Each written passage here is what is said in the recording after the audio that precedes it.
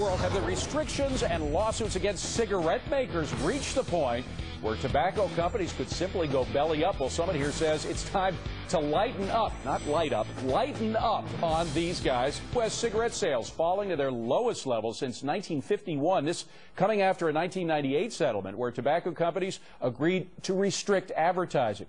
The settlement called for tobacco companies to pay 46 states an estimated $206 billion over 25 years.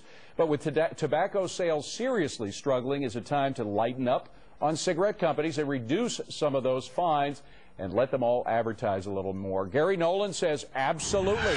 Of course, he's with the Smokers Club, so you might expect that. But Patrick Reynolds says we haven't gone far enough in punishing tobacco companies. Patrick's from tobaccofree.org and is also the grandson, surprise, surprise, of R.J. Reynolds. Gary, first to you. Now, you say this war on tobacco has gone too far. Why and how?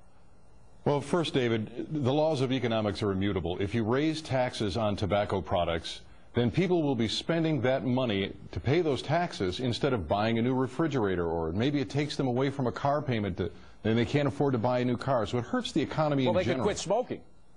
Well, you know, I don't know where the government has the right to force that on people, but at the end of the day, do they quit smoking or do they smuggle cigarettes in?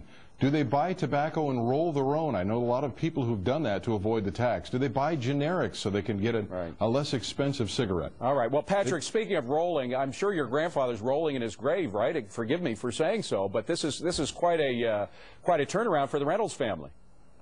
Well, my father, R.J. Reynolds Jr., my oldest brother, died from smoking. My aunt, two of R.J. Reynolds' children died from smoking.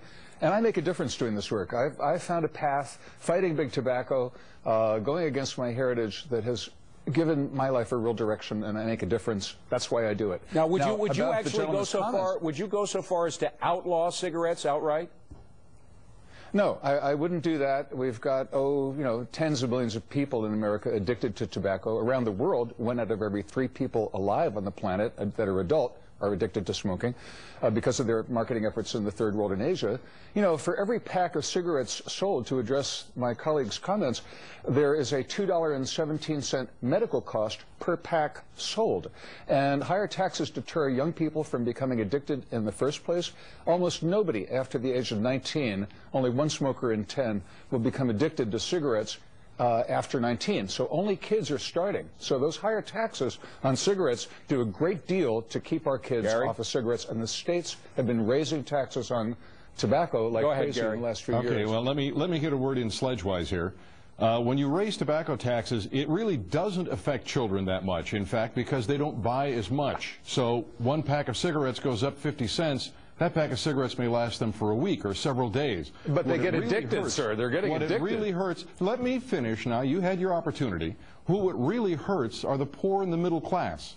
When you raise taxes on the poor and the middle class, they can't afford to buy things that they need for their family. They can't put their kids in private schools if they can't make the payment because they're paying this outrageous tax. And I don't know where it's the government's job to protect me from myself. All right, gentlemen, we've got some breaking news, so we're going to have to leave it there. Gary Nolan, Patrick Reynolds, thank you both.